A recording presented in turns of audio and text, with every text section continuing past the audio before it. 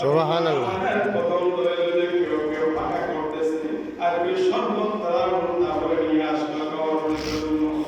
সুবহানাল্লাহ।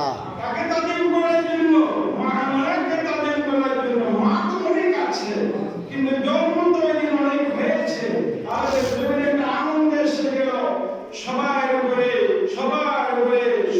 উপরে ছেলে জন্ম নিল, একজন মহিলা জন্ম নেই। আগে আমি জাহিলিয়াতের যুগে মহিলা জন্ম নিলে সাথে সাথে জীবিত রক্ত মাখা জীবিত কবর দেওয়া হতো। ওই দিন আল্লাহ এমন সৃষ্টি করলো, এমন নিয়ামত দান দিল। আরবে না কিতাবে লিখতেছে, তাফসীর লিখতেছে, বিশ্ব জাহানের মধ্যে ওই দিন কোন মহিলা জন্ম নেয়নি, সব পুরুষ জন্ম নিয়েছে। সুবহানাল্লাহ। বুঝতে পেরেছেন? আমি লম্বা করতে পারবো না, আপনার খুতবা কথা 10 মিনিট, 10 সময় শেষ হয়। হ্যাঁ, একটা 10 মিনিটে শেষ হবে। এরপর মিলাদ, তারপর নামাজের জন্য খুতবা 20 খুতবা 10 শেষ। যে কোথায় শেষ? আমি 5 মিনিট কথা বলি। কারণ আল-ইন্তিজার বিষয়ে মাউত কষ্ট করা, মত ইন্তেজার করা কষ্ট, ওদের সঙ্গে কষ্ট হচ্ছে। আমি আছি, আপনার মনে কষ্ট নেবেন, কিছু আলোচনা না করলেও আমার অনেকদিন পরে আসলাম, আপনাদেরকে দেখা হয়েছে। এই মিলাদুন নবীর কথা বলার আমার সুযোগ পাবো। আমি মিলাদুন নবীর কথা বলবো আপনাদের 1 মাস পর। আল্লাহর সুবহানাল্লাহ। মিলাদুন নবীর কথা 1 মাস বললেও পুরো হবে না। নিয়ামতটা আল্লাহ দিয়েছে।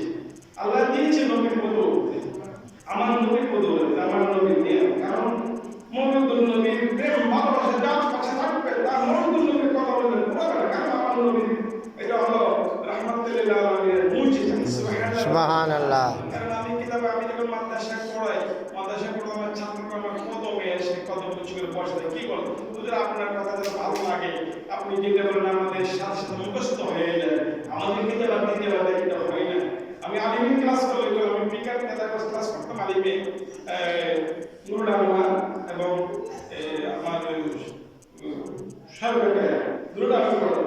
তো ওরা বলছে হুজুর আপনার কথাটা এত ভালো লাগে আমাদের, আপনি পড়ালে আমাদের আনন্দ লাগে, কারণ আপনি আমাদের মনটা আরো পড়ে নিতে পারে। আপনি ক্লাস ওইগুলো ক্লাস করতে তো আমাদের ভালো পড়ে বুঝুন না। এরকম তো আল্লাহ রহমত দেয়, আপনারা আছেন এই সময় যে মসজিদে অনেক মুসল্লি হওয়ার দরকার ছিল। আজকে জুমা করার জন্য মানুষ অল্প আগে সময় চলে আসতে হবে, কারণ জুমা দেরি করলে এটা হলো আল্লাহর কাছে বন্ধা। কারণ মহিলা আল্লাহ পছন্দ করে না জুমার দিন যত তাড়াতাড়ি আসতে পারবে সবার আগে বেশি হবে। আমার কষ্ট হয় আগে চলে যাবে, চিন্তা করলাম কষ্ট ব্যস্ত আমি কিভাবে চলে আসতে পারবো আগে। আল্লাহ তাআলা সর্ব দান করবে। আমার কি মোস্তাফিজ না জানেন না, এবং লোকমান সাহেব আমার পাওয়ার মুজাররদ সাদিক লোকমান সাহেব আমার দোষ করেছেন। আল্লাহ তাআলা আর যারা আছেন আল্লাহ দান করুন। আমি মূলত মাস আপনারা 10 দিনের শক্তি আপনারা আগামী কাল শনিবারে পরশু শনিবারে 10 দিনের শক্তি আরম্ভ হবে। এখানে দাওয়াত আছে আমার বসে কমিটিতে অনেক দাওয়াত আছে। সন্ধ্যায় একটা রবিখাতে বিলওয়াল হুসাইনের 10 দিনের দাওয়াত দিচ্ছি, ওখানে আপনারা শরীক হবে। আমি আগে সংবাদ পাচ্ছি, কারণ আমি তো একজন সুন্নিয়তের খেদমতদার হিসেবে আমার কাছে সংবাদ সব পৌঁছে যায়। কারণ যদি অ্যাটেন্ড করতে না পারি, উপস্থিত হতে না পারি, বিভিন্ন জায়গায় প্রোগ্রাম, আগামীকাল আমাদের দেশেও আমাদের আমাদের বড় জুলুস হবে, ওখানে যাচ্ছে করার জন্য বিভিন্ন প্রোগ্রামের জন্য বুঝতে পারি না। আপনারা 10 দিন দেবেন, চেষ্টা করবেন নবীর প্রেম ভালোবাসা রাখবেন। আমার মতো সেই পেয়েছেন মা মানা করে দেখতে পেলেন মা মানা আমার নবীর কোন হাতের মুখ মা সুবহানাল্লাহ।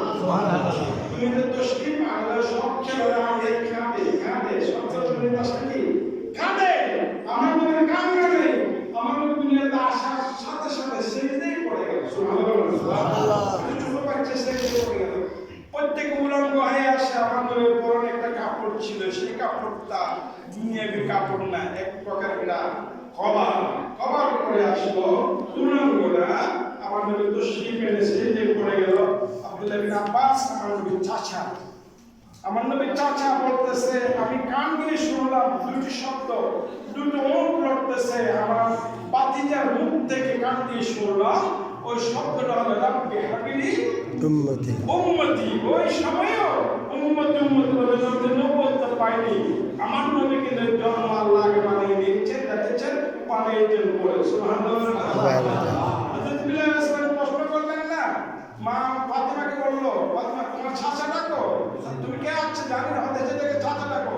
চাচা ডাকলে জিবরিল লাভ খাইয়ে গেল, কেন চাচা ডাকছেন? আমি তোমার বাবার অনেক বয়সে বড়, আমার জন্ম অনেক আগে হয়েছে। জিবরিলকে ডেকে বলল, তোমার বয়স কত আমাকে বলো। জিবরিল বলতেছে, আমার বয়স কত আমার মনে নেই, স্মরণ নেই, কত বয়স হতে পারে, অনেক বয়স, কিন্তু কত একটু বলে দেখে একটা জিনিস আমার বিশ্বাস, আমার একটা নজর কর্মের মধ্যে রেখেছি, আমি দেখেছি আকাশের মধ্যে একটা তারকা উত্তোলন হবে, সেই তারকাটা 70,000 বছর চলতে থাকতো, আবার 70,000 বছর নিবা থাকতো। এই বাবা ওই তারকা 50,000 বার দেখছি, অবু কত বয়স তোমার? হ্যাঁ দেখো, সত্য কথা বলো ইব্রাহিম, আমার যেদিন জন্ম হয়েছে, মৌলুদ হয়েছে 12 রবিউল আউয়াল সোমবার, 12 রবিউল আউয়াল সোমবার 570 খ্রিস্টাব্দে আমার জন্ম হয়েছে, মৌলুদ হয়েছে দিনে আমি এসেছি। এরপর দিন থেকে ওই তারাটা দেখেছো? বলে হুজুর আপনি আসার আগের রাতেও দেখেছি, আগের রাতে আমি তারকা দেখছিলাম। এই দিন যেদিন আপনি এসেছেন এরপর দিন থেকে ওই তারকা আর দেখি নেই। সেটাকে কত হুয়া নাজমুস সাকিব, ওয়া নাজমুস সাকিব, কত তার কসম আমি ওই তারকা আর দেখতেছি না। ওই তারকাটা কোন জানো? ওই তারকাটা হলো আমিনুর রহমান তানভীর আলামিন। মারহাবা। সুবহানাল্লাহ। সেইটা তাকলে 70,000, সেইটা থেকে উঠলে তুমি দেখছো, সেইটা থেকে উঠলে ওই তারকা 70,000 জ্বলছো, সেইটা তাকলে আবার নিভে থাকতো। আবার এই তারকাকে 50,000 বার দেখছো। আমি নবী সরকার তো আলম তারকা বানিয়ে আল্লাহ, নক্ষত্র বানিয়ে আকাশের মধ্যে আল্লাহ ঝুলিয়ে রাখতে চাও নাকি? আমাকে বানানোর পর দুনিয়া সৃষ্টি করেছে, এই দুনিয়ার নিয়ামত সৃষ্টি করেছে, মানুষ সৃষ্টি করেছে, আদম সৃষ্টি করেছে, জীবজন্তু সৃষ্টি করেছে। নবীনা হলো কিছু হলো লৌলাকা কামা খালাকুল আফলাক আউয়ালু মা খালাকাল্লাহু নূরি, আউয়ালু মা খালাকাল্লাহু নূরি কুনতু নবিয়া ওয়া আদামু বাইনাল মাই ওয়াদ দীন। আমি ওই সময় নবী ছিলাম, যে সময় আদম মাটির পানি ছিল। আমি আল্লাহ আমার নূরকে সৃষ্টি করছে, আমার নূর থেকে সমস্ত জাহান সৃষ্টি করছে। আমি হলাম সব সৃষ্টির আগে, আল্লাহ আমাকে পাঠিয়েছে। পড়ে সুবহানাল্লাহ। কিছু বলতে চাই না, পূজা আমল করার সবার তৌফিক দান করুন। আমিন। একটু বড় করে আমিন। আমিন। বলতে খুশি হবে না? খুশি হবে? খুশি হবে। আল্লাহ কবুল করে। আমিন। আল্লাহ আজকে কোন কি সুন্নাত যারা পড়ে না, সুন্নাতটা পড়ে না, সুন্নাতের পরে কেমন মিলাদ এখন মিলাদ মিলাদ আগে শুরু হয়ে যাক, মিলাদের পরে সুন্নাত পড়বে, আবার খুতবা শুরু হয়ে যাবে।